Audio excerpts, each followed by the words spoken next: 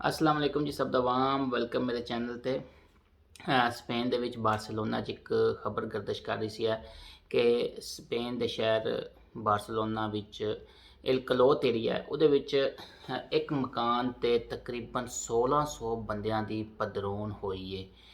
ਔਰ ਇਹ ਖਬਰ ਗਰਦਸ਼ ਕਰ ਰਹੀ ਸੀ, ਸਪੇਨ ਦੇ ਅਖਬਾਰ 'ਚ ਵੀ ਆਈ ਸੀ ਔਰ ਸਪੇਨ ਦਾ ਜਿਹੜਾ ਸੋਸ਼ਲ ਮੀਡੀਆ ਉਹਦੇ 'ਤੇ ਵੀ ਖਬਰ ਗਰਦਸ਼ ਕਰ ਰਹੀ ਸੀ ਕਿ 1600 ਬੰਦਿਆਂ ਦੀ ਪਦਰੋਣ ਇੱਕ ਮਕਾਨ ਤੇ ਕਿਸ ਤਰ੍ਹਾਂ ਹੋਊਗੀ ਔਰ ਇਹਦਾ ਕੀ ਤਰੀਕਾਕਾਰ ਸੀ, ਕੌਣ ਲੋਕ ਸੀ ਤੇ ਉਹ ਖਬਰ ਦਾ ਇਹ ਸੀ ਕਿ 1600 ਬੰਦਿਆਂ ਨੇ ਇੱਕ ਮਕਾਨ ਤੇ ਪਦਰੋਣ ਕਰਾਈ ਏ। ਉਹ ਮਰੋਕੀ ਨੇ ਔਰ ਉਹ ਰਹਿੰਦੇ ਵੀ ਇੱਥੇ ਕੋਈ ਨਹੀਂ ਪਏ ਹਨ, ਉਹ ਰਹਿੰਦੇ ਵੀ ਮਤਲਬ ਹੈ ਕਿ ਮਰੋਕੋ ਵਿੱਚ ਨੇ ਔਰ ਉਹਨਾਂ ਦਾ ਮਕਸਦ ਇਹ ਸੀ ਕਿ ਇੱਥੇ ਪਦਰੋਣ ਕਰਾ ਕੇ ਇੱਥੇ ਅਯੂਦਾ ਵਗੈਰਾ ਖਾਣ ਦਾ। ਔਰ ਬਾਰਸੀਲੋਨਾ ਦੀ ਜਿਹੜੀ ਮੇਅਰ ਹੈ ਉਹਦੇ ਵੋਟਿੰਗ ਵਿੱਚ ਜਿਹੜੀ ਅਗਲੇ ਮਹੀਨੇ ਮਈ ਦੇ ਵਿੱਚ ਹੋ ਰਹੀ ਹੈ, ਉਹਦੇ ਵਿੱਚ ਉਹ ਵੋਟ ਵੀ ਆ ਕੇ ਕਰਨਗੇ। ਤੇ ਇਹ ਤਰੀਕ ਮਤਲਬ ਹੈ ਕਿ ਇਹ ਸਾਰਾ ਕੋਈ ਇਹ ਇੱਕ ਬੜੇ ਹੀ ਪਲਾਨਿੰਗ ਤਰੀਕੇ ਨਾਲ ਖਬਰ ਫੈਲਾਈ ਗਈ ਸੀ ਔਰ ਜਿਹਦੇ ਵਾਸਤੇ ਮੇਰਾ ਬੇਸਿਕ ਮਕਸਦ ਵੀ ਵੀਡੀਓ ਬਣਾਉਂਦਾ ਇਹ ਸੀ ਕਿ ਮਕਾਨ ਦੇ ਪਦਰਨਾਮੇ ਦੇ ਬਾਰੇ। ਫਿਰ ਜਦੋਂ ਪੁਲਿਸ ਨੇ ਇਨਕੁਆਇਰੀ ਕੀਤੀ ਤੇ ਫਿਰ ਪਤਾ ਚੱਲਿਆ ਕਿ ਨਾਰਮਲੀ ਤੌਰ ਤੇ ਕੋਈ ਵੀ ਬੰਦਾ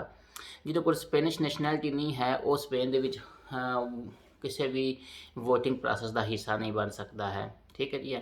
ਤੇ ਉਸ ਗੱਲੇ ਫਿਰ ਉਹ ਜਿਹੜੇ 1600 ਬੰਦਿਆਂ ਦੀ ਖਬਰ ਝੂਠੀ ਫੈਲਾਈ ਗਈ ਸੀ ਉਹ ਗਲਤ ਸੀ, ਕਿਉਂਕਿ ਅਗਰ ਇਸ ਚੀਜ਼ ਨੂੰ ਸੱਚ ਵੀ ਮੰਨ ਲਿਆ ਜਾਏ ਤਾਂ ਫਿਰ ਉਹ ਵੋਟਿੰਗ ਪ੍ਰੋਸੈਸ ਦਾ ਹਿੱਸਾ ਬਣ ਨਹੀਂ ਸਕਦੇ। ਇਸ ਲਈ ਮੇਅਰ ਨੂੰ ਇਸ ਚੀਜ਼ ਦਾ ਫਾਇਦਾ ਹੋ ਨਹੀਂ ਸਕਦਾ ਹੈ।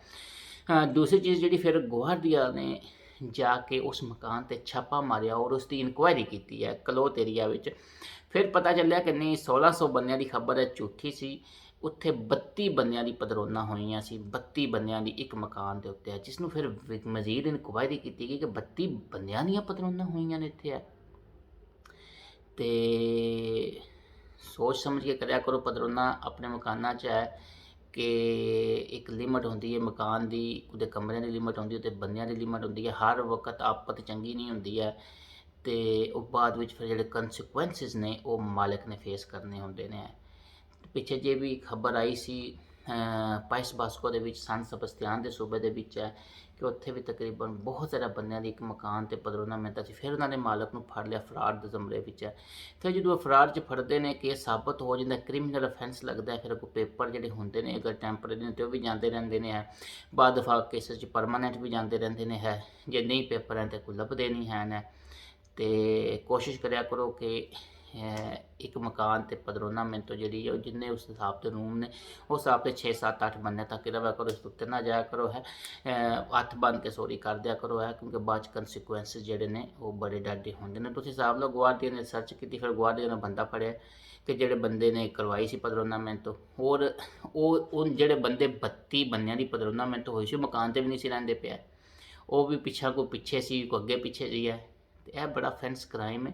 ਇਸ ਚੀਜ਼ ਨੂੰ ਸੀਰੀਅਸ ਲਵਿਆ ਕਰੋ ਤੇ ਕੋਸ਼ਿਸ਼ ਕਰਿਆ ਕਰੋ। ਫਿਰ ਬਾਅਦ ਲੋਕ ਸਾਡੇ ਬੰਦੇ ਨੇ ਇੱਥੇ ਜਾ ਕੇ ਪੈਸੇ ਲੈ ਕੇ ਪਦਰੋਨਾ ਕਰਾਉਂਦੇ ਨੇ, ਫਿਰ ਉਸ ਚੀਜ਼ 'ਚ ਫੜੇ ਜਾਓਗੇ ਤੇ ਫਿਰ ਮਸਾਇਲ ਬਣਦੇ ਨੇ ਨਾਰਮਲੀ ਜਦੋਂ ਲੋਕਾਂ ਨਾਲ ਮਸਲੇ ਨਹੀਂ ਬਣਦੇ ਹਨ ਫਿਰ ਲੋਕ ਸਮਝਦੇ ਨੇ ਕਿ ਕੁਝ ਨਹੀਂ ਹੁੰਦਾ, ਕੱਖ ਨਹੀਂ ਹੁੰਦਾ, ਇੱਥੇ ਕੀ ਹੋਣਾ, ਅਸੀਂ ਕਿਹੜਾ ਫੜੇ ਗਏ ਹਾਂ। ਲੇਕਿਨ ਜਦੋਂ ਫੜੇ ਜਾਂਦੇ ਨੇ ਤੇ ਫਿਰ ਅੱਗੇ ਪਿੱਛੇ ਪੇ ਤੱਕਦੇ ਨੇ ਕਿ ਸਾਡੇ ਨਾਲ ਹੋ ਕੀ ਗਿਆ ਹੈ ਤੇ ਜਦੋਂ ਵੀ ਕੋਈ ਖਬਰ ਲੀਕ ਹੁੰਦੀ ਹੈ ਤੇ ਫਿਰ ਸੋਸ਼ਲ ਮੀਡੀਆ ਤੇ ਇੱਥੇ ਵੀ ਇੰਝ ਦਾ ਹੀ ਤੂਫਾਨ ਆਉਂਦਾ ਹੈ। ਜਿਸ ਤਰ੍ਹਾਂ ਸਾਡੇ ਮੁਲਕਾਂ 'ਚ ਪੋਜ਼ੀਟਿਵ ਨੈਗੇਟਿਵ ਬੰਦੇ ਨੇ, ਇਸ ਤਰ੍ਹਾਂ ਇਹਨਾਂ ਦੇ ਮੁਲਕਾਂ 'ਚ ਵੀ ਪੋਜ਼ੀਟਿਵ ਨੈਗੇਟਿਵ ਬੰਦੇ ਨੇ।